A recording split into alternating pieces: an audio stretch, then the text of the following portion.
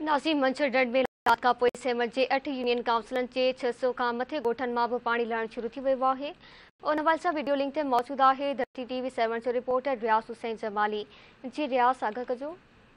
जी मां इन वक़्तु जेको RD 14 आहे जिथे पहिरियों मंछर खे कट ॾिनो वियो हो, जंहिंखे कंट्रोल कट चइजे त वधाउ न थींदो, छाकाणि त जॾहिं मंछर में जेको पाणी जी सतह वधंदो पियो वञे ऐं मंछर ख़तरनाक सूरत हाल करके उन वक़्तु RD 14 वटां हितां जेको आहे सो मंछर जो पाणी ज़ोर ट्रोड़ण ऐं सेवण शहर समेत भानसेदाबाद खे बचाइण जे लाइ हितां जेको RD 14 वटां कट लॻायो वियो, हितां ॿियो बि कट जेको नंढो लॻायो वियो हो, जितां हिन मंछर जो पाणी जेको आहे सो अड़ल हेठि में दाख़िल थी ख़ारिज पियो थिए। ऐं तव्हांखे ॿुधाईंदो हलां त हिन वक़्तु जेका मंछर जी सूरत हाल मंछर में जेको आहे पाणी तेज़ी सां लहणु शुरू थी वियो आहे। 24 कलाकनि में जेको आहे सो 6 इंच पाणी लथो आहे। हिन वक़्तु मंछर जी सतह 21.5 फुट आहे। ऐं तव्हांखे ॿुधाईंदो हिन वक़्तु जॾहिं मंछर जी सतह 21.5 फुट आहे त जेके 5 यूनियन काउंसिलूं आहिनि या जेके ॿोॾि मुतासिरीन हिते इलाइक़ा आहिनि ॿोॾि में ॿुॾल, उन्हनि मां जेको 3 खां जेको 3.5 फुट पाणी बि